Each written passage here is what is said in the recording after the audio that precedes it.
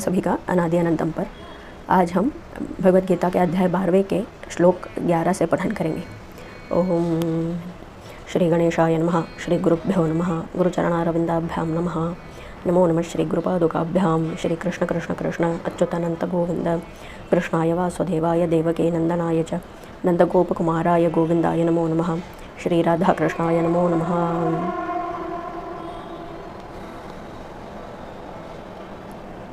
भगवद गीता अध्याय 12वां श्लोक संख्या 11 अथेदप्य शक्तोऽसि कर्तुं मद्योगमाश्रितः सर्वकर्म फलत्यागम ततः कुरु यतात्मवान। तो इसमें भगवान अर्जुन को टिप्स दे रहे हैं कि किस प्रकार से एकदम सरलतापूर्वक अर्जुन जो है भगवान को प्राप्त कर सकता है, भगवत प्राप्ति में वो सिद्धि पा सकता है। तो अर्जुन के ओर से हम सभी को ये मैसेज मिल रहा है। तो इसमें भगवान कह रहे हैं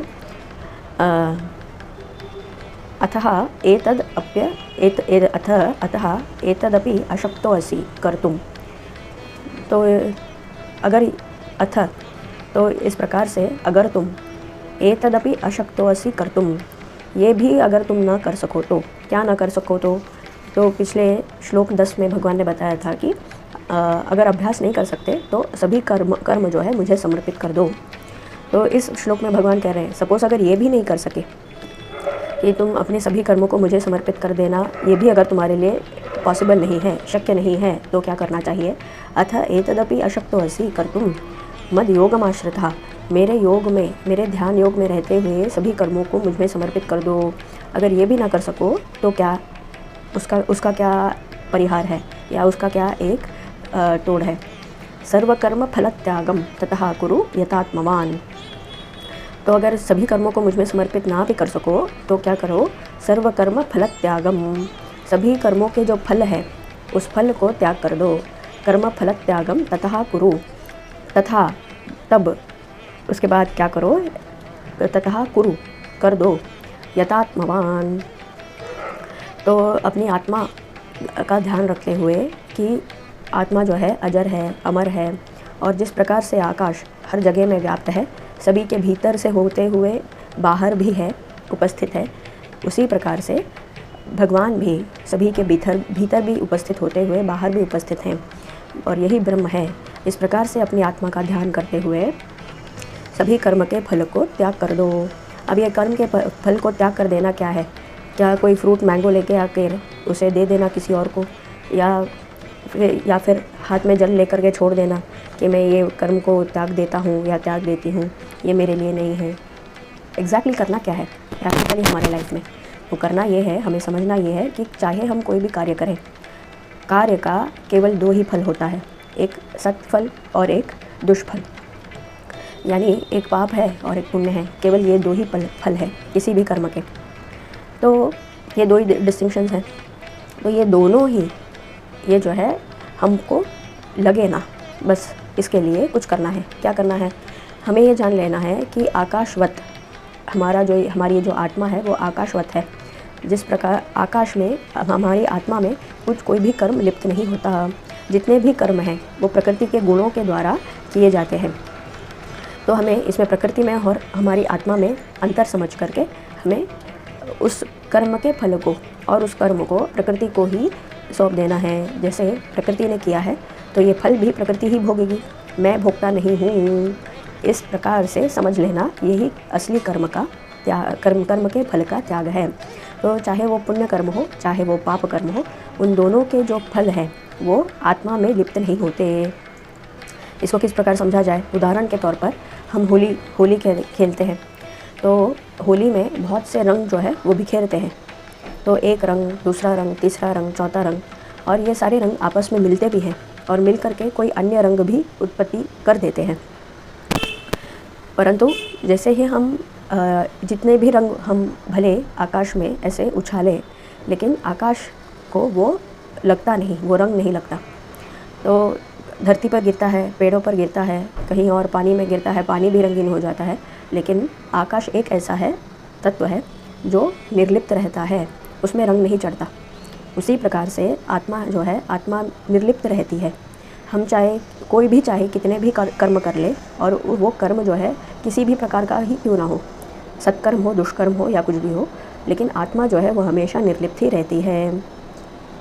इसीलिए तो बड़े बड़े असुरों का वध करने के बाद भी भगवान उन्हें मोक्ष प्रदान कर देते हैं। जैसे उनके अंतिम क्षणों में, जैसे उदाहरण के तौर पर श्री राम ने रावण का वध किया, लेकिन रावण के अंतिम क्षणों में भगवान ने उसे अपने स्वरूप का दर्शन दे करके उसे मुक्त कर दिया, मुक्ति दे दी। और वैसे ही भगवान शिव ने अंधकासुर का वध किया और उसके अंतिम क्षणों में अपनी आत्मा का दर्शन देकर, जैसे उसकी आत्मा उस असुर की आत्मा में ही भगवान की ही आत्मा है, ऐसे निज स्वरूप का दर्शन दे करके आत्मा में उसकी आत्मा भगवान में विलीन हो जाती है, ऐक्य हो जाता है। इसका अर्थ क्या हुआ कि जो भी प्रकृति है वो प्रकृति में लिप्त हो गई और जो आत्मा है वो आत्मा में लीन हो गया। तो इसीलिए बड़े बड़े असुरों का वध करने के बाद भी या करने के समय भी भगवान जो है कल्याणकारी ही रहते हैं। उनमें क्रोध वगैरह नहीं होता, वो हमेशा कल्याण के हेतु ही, अगर वो वध भी करते हैं तो कल्याण के हेतु ही करते हैं। और यही कारण भी है जो महाभारत में दुर्योधन और अन्य सभी लोगों को स्वर्ग की प्राप्ति हुई, क्योंकि भगवान ने कहा कि ये लोग तो बस अपना जो किरदार है वो निभा रहे थे और उन्होंने बहुत अच्छे से निभाया। इसीलिए भगवान के मन में, भगवान की दृष्टि में केवल आत्मा है और वो भली भांति समझते हैं कि यह प्रकृति भिन्न है और आत्मा भिन्न है। और आत्मा जो है वो अजर है, अमर है, स्वतेजस, अपनी ही तेजस से है, रहता हुआ है, स्थापित है और निर्लिप्त है। उसमें कोई गुण जो है वो लिप्त नहीं होते, भले उसमें ऐसे कैप्सूल की तरह एनकैप्सुलेट होकर के रहे, लेकिन उसमें लिप्त नहीं होते, वो टच नहीं होता, आत्मा को कुछ टच नहीं होता। इसीलिए अध्याय 2 में भी भगवान कहते हैं कि आत्मा वो है जिसे काटा नहीं जा सकता, जिसे जलाया नहीं जा सकता, जिसे पानी से धोया नहीं जा सकता या कुछ नहीं हो सकता। इसीलिए आत्मा जो है उसे वो स्पर्श के बाहर है, स्पर्श उसे नहीं होता। इसीलिए कोई वो निर्लिप्त है, हमेशा सदा ही निर्लिप्त है और इसीलिए पवित्र है। तो दोषी से दोषी और बिगड़े हुए बिगड़े, बहुत बड़े से बड़े पापी भी जो है वो केवल उनकी प्रकृति और उनका मन जो है वो दूषित रहता है, लेकिन आत्मा जो है, उनमें भी जो आत्मा है वो तेजस्वी और परम चैतन्य स्वरूप ही रहता है। तो इस ज्ञान के कारण ही भगवान जो है वो भंडासुर जैसे हैं बहुत बड़े बड़े असुरों का भी वध कर सके हैं। और यहाँ पर कर्म फल के त्याग का अर्थ यही है कि हम इस ज्ञान को समझ लें कि आत्मा भिन्न है और प्रकृति भिन्न है, और प्रकृति में जो भी चले वो आत्मा को लिप्त नहीं कर सकती। आत्मा हमेशा निर्लिप्त है और परम चैतन्य स्वरूप एक है। तो यही कहा है भगवान ने, अथ एतदप्य अशक्तो असि कर्तुम मद योगमाश्रितः, मेरे योग का आश्रय लेकर के अपने सभी कर्मों को मुझ पर त्याग कर देना, मुझ में समर्पित कर देना, अगर ये भी शक्य नहीं हो रहा है तो इससे भी सरलतापूर्वक क्या कर सकते हो, सर्वकर्म फल त्यागम, सभी कर्मों के फल को त्याग दो। त्यागना यानी ये समझ लेना कि वो कर्म जो है मुझे, यानी मैं जो आत्मा हूँ उस आत्मा को लिप्त नहीं करती या मुझे अफेक्ट नहीं करता। सर्वकर्म फल त्यागम ततः कुरु यतात्मवान। तो यतात्मवान यहाँ पे ये जो शब्द है ये इसी को इंडिकेट करता है कि अपनी आत्मा का बोध रखिए, आत्मा के स्वरूप का बोध रखिए। उसके क्वालिटीज़ क्या है? आत्मा की क्वालिटी है निर्लिप्त रहना। तो जैसे ये आकाश निर्लिप्त है, हर जगह में व्याप्त है आकाश, लेकिन निर्लिप्त है, उसे कोई टच नहीं कर सकता। उसी प्रकार से आत्मा हर जगह में व्याप्त है, लेकिन वो निर्लिप्त है, उसे कोई लिप्त नहीं कर सकता, उस पर कोई रंग नहीं चढ़ सकता। अगला श्लोक, श्लोक 12, श्रेयो ही ज्ञानम अभ्यासात ज्ञानात् ध्यानम विशिष्यते, ध्यानात् कर्मफल त्यागम, ज्ञानात् कर्मफल त्यागात् शांतेर अनंतरम। श्रेयो ही ज्ञानम अभ्यासात, तो भगवान कह रहे हैं कि अभ्यास से अच्छा है ज्ञान का होना। मतलब ऐसे एफर्ट डालते डालते प्रैक्टिस करते रहना बिना उसे समझे, उससे तो अच्छा है कि तुम जान लो कि इसके पीछे टेक्निक क्या है, टेक्नोलॉजी क्या है, इसे जान लो। तो अभ्यासात श्रेयो ही ज्ञानम, तो ऐसे ऐसे मशीन मैकेनिकली होके कोई चीज़ को बार बार कर भी सकते हैं, रिपीट कर सकते हैं, उसमें हम सफल भी हो जाएंगे, लेकिन उससे तो बेटर है कि हम समझ कर चलें। अभ्यासात श्रेयो ही ज्ञानम, ज्ञानात् ध्यानम विशिष्यते, और ज्ञान से बड़ा है ध्यान करना, क्योंकि ध्यान में एकाग्रचित हो जाता है मन, इसीलिए ज्ञान से बड़ा है कि जानने के बाद हम ध्यान भी कर सकें कि ये ऐसा ऐसा हो रहा है, वो मेंटल इमेज जो है वो हमारे मन में फॉर्म हो, तो वही ध्यान है। ज्ञानात् ध्यानम विशिष्यते, विशेष है, ज्ञान से ज़्यादा विशेष है ध्यान करना। ध्यानात् कर्मफल त्यागः, तो और ध्यान से भी ज़्यादा विशेष यह है कि कर्मफल को त्याग दें, क्योंकि उसमें आत्मा का निरूपण हमें करना पड़ता है, तो हमें हमेशा आत्मा का ध्यान रहता है। आत्मा का ध्यान होने का अर्थ है अपने स्वरूप का ध्यान रहना, और उसी में उसके बाद क्या होता है, त्यागात् शांतिर अनंतरम। तो ऐसे त्याग करने से क्या होता है, क्योंकि इससे उत्पत्ति होती है शांति। अनंतरम, तो अनंतरम यहाँ पे दो प्रकार से इसे अर्थ हम समझ सकते हैं। अनंतरम यानी इसके बाद, जैसे कर्म के फल को त्याग करने के बाद हमें शांति प्राप्त होती है, ये एक अर्थ हुआ। अनंतरम दूसरा अर्थ हुआ कि बिना किसी अंतर के, यानी जो शांति कभी मिटे ना, हमेशा निरंतर हमारे साथ रहे, उस प्रकार की शांति हमें प्राप्त हो जाती है, ऐसा भी हम समझ सकते हैं। श्रेयो ही ज्ञानम अभ्यासात् ज्ञानात् ध्यानम विशिष्यते, ध्यानात् कर्मफल त्यागात् शांतिरनंतरम। तो अब ये शांति जो है किस प्रकार से उत्पत्ति इसकी होती है, क्योंकि जब हम कर्म फल को त्याग देते हैं, और उसमें होता यह है कि ये दोनों सत्कर्म करने की इच्छा यानी पुण्य की इच्छा और पाप का भय, ये दोनों ही चीज़ जो है ये निकल जाते हैं हमारे मन से, तो इसीलिए हमें परम शांति प्राप्त हो जाती है।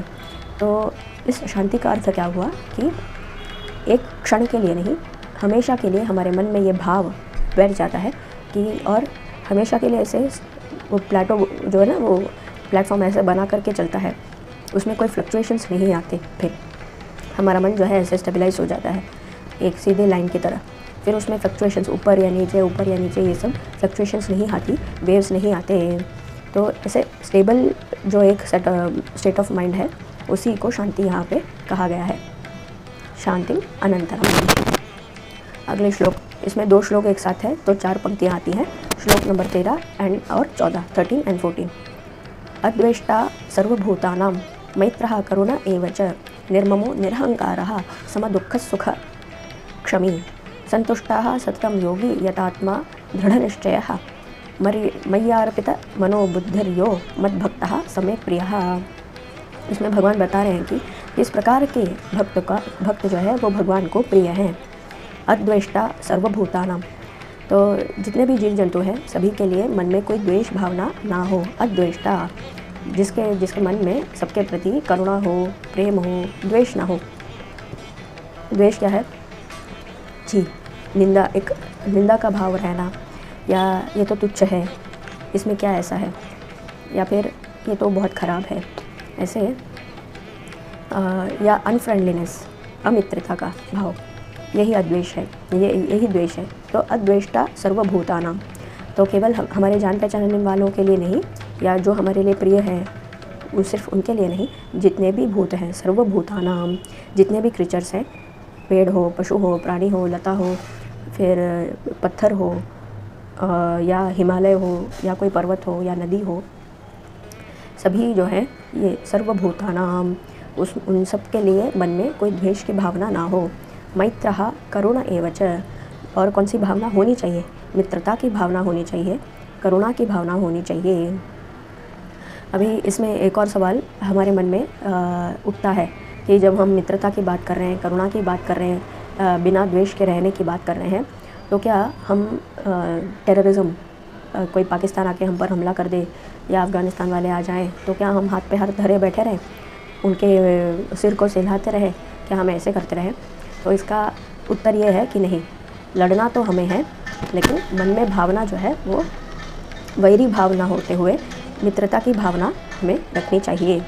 तो हमें दंड नीति तो आवश्यक है, और जिसकी जो शिक्षा होती है, बनती है, उसे वो दंड देना ही चाहिए, लेकिन दंड देने का उद्देश्य है सुधार लाना और नियंत्रित करना, किसी के भावों को नियंत्रित करना, ये ही दंड का उद्देश्य है। और अगर हम ऐसा करते हैं तो हमारे मन में हमेशा मित्रता की भावना ही बनी रहेगी और करुणा की भावना ही बनी रहेगी। तो इसीलिए हमें अहिंसा का अर्थ ये नहीं कि हम किसी को मारे नहीं या अपना हित करना छोड़ दें। अगर हमें कोई विपत्ति है तो उस विपत्ति के निवारण स्वरूप जो भी कार्य करना हो, आवश्यक हो, जितना आवश्यक हो, जितनी मात्रा में आवश्यक हो उतना हम कर सकते हैं। उसका अलाउंस या उतना हमें लाइसेंस है, उतना परमिशन हमें है कि अपना बचाव करना हमारे लिए पॉसिबल है और उतना हमें करना चाहिए। और लेकिन वो करते समय भी हमारे मन में किसी के लिए वैरी भाव नहीं होना चाहिए। इसीलिए नहीं कि मुझे इसके बारे में कोई गलत विचार है मेरे मन में, परंतु इसलिए कि ये जो कार्य है, ये कार्य को नियंत्रित करना अभी बहुत से लोगों के लिए आवश्यक है। इस प्रकार की भावना जो है, अगर हम इस भावना को ला सके तो हम भगवान के प्रिय बन सकते हैं। अद्वेष्टा सर्वभूतानां मैत्रः करुण एव च निर्ममो निरहंकारः। निर्ममो मेरा कुछ भी नहीं, निरहंकारा और मैं भी नहीं, मैं स्वयं भी भगवान का ही एक अंश हूँ, भगवान का ही एक रिफ्लेक्शन हूँ, भगवान का ही एक छोटा सा एक अंश ही हूँ। तो निर्ममो और मेरा कुछ नहीं, सब कुछ भगवान का है। और वो सत्य भी है, क्योंकि ये जो श्वास हम ले रहे हैं, ये श्वास भी भगवान के द्वारा ही हमें दिया गया है। हम स्वतः तो इसके कोई कर्ता धर्ता नहीं है। ये जो हार्ट बीट है हमारा, वो हार्ट बीट वो भी तो स्वयं ही चल रहा है। हमने कोई स्टार्ट नहीं किया, ऑन नहीं किया, या हम उसे नियंत्रित नहीं कर सकते। ऐसी कितनी ही क्रियाएं हैं हमारे शरीर में चल रही हैं जो हमारे नियंत्रण में नहीं। हमारी बुद्धि और हमारा मन क्या हमारे नियंत्रण में है? क्या हमारे कहने से स्विच ऑन स्विच ऑफ हो रहे हैं? नहीं। और ये जो चैतन्य है, जिसकी वजह से हमें ये हमारे अस्तित्व का आभास हो रहा है कि हाँ मैं हूँ, क्या वो हमारे नियंत्रण में है? नहीं। तो ये सभी जो है भगवान की व्यक्त शक्ति है, भगवान की शक्ति है जो व्यक्त हुई है और वो इस जगत में प्रकाशित हो रही है। इसीलिए निर्ममो निरहंकारः, मेरा कुछ नहीं और मैं स्वयं भी भगवान का ही एक अंश रूप हूँ। इसीलिए मेरा एक अलग अस्तित्व नहीं है, यही निरहंकार है। निर्ममो निरहंकारः समदुःख सुखः क्षमी। समदुःख सुखः, दुख में सुख में सम रहना, ना अधिक संतुष्टि ऐसा जताना, हर्ष जताना, और ना ही बहुत डिस्ट्रेस फील करना या दुखी होना। सम दुःख सुख, तो ये जान लेना कि दुख और सुख जो है ये धूप छाँव है। और जैसे ऋतुएं चलती हैं ऐसे ही साइकिल में चलते रहते हैं, तो ठीक है, उससे मुझे क्या फ़र्क पड़ता है। ऐसे सम दुःख सुख क्षमी, यानी क्षमा ये क्या है? टॉलरेंस। तो जो अपने जीवन में कुछ भी आ जाए, हम उससे बहुत इफ़ेक्ट नहीं होते, उसे हम झेल लेते हैं। तो झेल जाने को ये कहते हैं क्षमी। संतुष्टः सततम योगी, और सततम हर दम हर पल संतुष्टः, खुश रहना, तृप्त रहना, कोई कमी हमें महसूस ना होना, हमेशा परिपूर्ण महसूस करना, ये उसी को कहते हैं संतुष्टः, कंटेनमेंट। संतुष्टः सततम योगी यतात्मा दृढ़ निश्चयः, तो अपने मन को भगवान से जोड़कर रखना और दृढ़ निश्चय, ये दृढ़ निश्चय होना, दृढ़तापूर्वक हमें ये बात समझ जाना कि आत्मा जो है वो निर्लिप्त है और वही अजर अमर है, वो स्वयं प्रकाश है और वही सभी कारणों का कारण है, इसीलिए वो अमर है, वो कभी मरता नहीं। बाकी सब समय के साथ बदलता है, लेकिन आत्मा नहीं बदलती, वो शाश्वत है, निरंतर है। दृढ़ निश्चय मय्यर्पित मनोबुद्धिर्यो, और इस प्रकार से मुझमें ही अपने मन को और बुद्धि को जो लगा ले, मद भक्तः, ऐसा मेरा जो भक्त है, स में प्रियः, वो मेरे लिए अत्यंत प्रिय है, वो मेरे लिए प्रिय है। एक और बार पढ़ना है क्या? अद्वेष्टा सर्वभूतानां मैत्रः करुण एव च निर्ममो निरहंकारः समदुःख सुखः क्षमी संतुष्टः सततं योगी यतात्मा दृढ़ निश्चयः मय्यर्पित मनोबुद्धिर्यो मद्भक्तः समे प्रियः। अगला श्लोक 15 यस्मान्नो द्विजते लोको लोकान्नो द्विजते च यः हर्षामर्ष भयोद्वेगैर् मुक्तो यः स च मे प्रियः। और इसमें कह रहे हैं भगवान, यस्मात् न उद्विजते लोको, यस्मात्, जिससे, न उद्विजते लोको, ये लोक यानी कि ये जगत में कोई भी जिससे उद्वेजित यानी उद्विग्न नहीं होते, मतलब बहुत एजिटेटेड या अशांत नहीं होते, जिससे इस लोक में कोई अशांत नहीं हो। और लोकान न उद्विजते च यहा, और इस जगत में जो कुछ हो रहा है उससे ये जो योगी है वो अशांत ना हो या इफेक्ट ना हो या प्रभावित ना हो। लोकान न उद्विजते च यहा, ऐसा जो व्यक्ति है, च यहा यानी जो व्यक्ति जो खुद भी इस लोक से प्रभावित ना हो और खुद भी इस जगत में किसी को प्रभावित ना करे या अशांत ना करे, ऐसा। हर्ष अमर्ष, हर्ष यानी खुशी में, अमर्ष दुख में, हर्षामर्ष भयो उद्वेगैर मुक्तो, भय और उद्वेग, भय से, अरे अगर ऐसा हो गया तो क्या होगा, ये भय। अरे बाबा समझ लो कि कुछ नहीं होने वाला, तुम जो है वो आत्मा हो और आत्मा निर्लिप्त रहती है, इसलिए भले बुरी से बुरी जो घटना हो जाए या अच्छे से अच्छा कुछ भी हो जाए, आत्मा में कोई फेरबदल नहीं होने वाला। आत्मा शाश्वत है और जो के तो रहता है। पहले भी कितने ही समय बीत चुके हैं, पहले भी ऐसा ही था और कितना ही समय चाहे बीत जाए उसके बाद भी ऐसा ही रहने वाला है, उसमें कम ना कुछ ज़्यादा होगा, वो जो क्या तो रहने वाला है। तो आकाश में कभी कुछ चेंजेस होते नहीं होते, वो जो का तो वैसे ही रहता है, उसमें ना कोई डीके है, ना कोई डिकम्पोजिशन है, ना कुछ है। एटलीस्ट वायु में कुछ ना कुछ बदल होते हैं, पर हाँ कभी कभी प्राणवायु ज़्यादा हो जाता है, कभी कभी वो पॉइजनस भी हो जाता है। ऐसे फेरबदल तो वायु में होते हैं, लेकिन आकाश में कोई फेरबदल नहीं होता, वो जो का तो वैसे ही रहता है, निर्लिप्त रहता है। और इसी प्रकार आत्मा भी निर्लिप्त है, आकाशवत। इसीलिए हर्षा अमर्ष भयो उद्वेग, भय, किसी प्रकार की कोई भय नहीं, कोई चिंता नहीं, उद्वेग कोई चिंता नहीं। इस प्रकार से जिसका मन हो जाए, हर्षामर्ष भयो उद्वेग मुक्तो, इन सभी से जो मुक्त हो जाए, जो छूट जाए। वो क्यों छूटा? छूटने का कारण ये है कि इसने जान लिया है कि अपनी आत्मा का स्वभाव क्या है। अपनी आत्मा तो मैं तो ऐसा हूँ कि मुझे कोई इफेक्ट नहीं होगा, ये जान लिया तो फिर क्या चिंता। इससे जो मुक्त हो गया, यहाँ स च मे प्रियः, इस प्रकार का जो व्यक्ति है, यहाँ स च मे प्रियः, तो ये मेरे लिए प्रिय है। तो इसमें भगवान ने यहाँ इस अक्षर का या इस शब्द का उपयोग किया है। तो इसमें भगवान का संकेत क्या है कि किसी भी वर्ण का हो, किसी भी आश्रम का हो, भले भगवान ने वर्णाश्रम धर्म जो है ये इसकी उत्पत्ति की है, ये एक समाज के कार्यों को रेगुलेट करने के लिए वर्णाश्रम धर्म की उत्पत्ति की है। लेकिन ये जो मुक्ति की बात आती है, अध्यात्म की बात आती है, तो इसमें सबका समान अधिकार है। तो इसीलिए भगवान ने कहा है यहाँ, चाहे वो स्त्री हो, पुरुष हो, छोटा बालक हो या वृद्ध हो, कोई भी हो, किसी भी आयु में हो या किसी भी अवस्था में हो, वो अगर इस प्रकार से अपने मन से और बुद्धि से भगवान से जुड़ जाए तो वो मेरे लिए प्रिय है, यानी भगवान के लिए प्रिय है। यस्मान् नो उद्विजते लोको लोकान् नो उद्विजते च यः हर्षामर्ष भयोद्वेगैः मुक्तो यः स च मे प्रियः। तो इस प्रकार से भगवान ने बता दिया है कि भगवान के लिए कौन प्रिय हो सकता है। तो हमें, हम सभी को, आप सभी श्रोताओं को भी और वक्ता के स्वरूप जो हूँ मुझे भी प्रयास यही करना है हमेशा कि नित्य निरंतर हम निर्मम होकर, निरहंकार होकर के और इस जगत में रहते हुए भी इससे निर्लिप्त रहते हुए, यानी इससे प्रभावित न होकर के किसी प्रकार के हर्ष में या दुख में अपने मन को विचलित ना होने दें और इन सब से ऊपर उठ करके भगवान में ही स्थित रहें, भगवान में ही मन को लगा करके रखें, तो हम भगवान के प्रिय हैं। तो इस प्रकार ये 15 श्लोकों के साथ आज का ये वीडियो हम यहीं पे पूर्ण करते हैं। अगले और 5 श्लोक हैं, 16, 17, 18, 19, 20, तो वो हम पूर्ण करेंगे अगले वीडियो में। ओम तत्सर्वम श्री कृष्णार्पणमस्तु। श्री कृष्ण कृष्ण कृष्ण।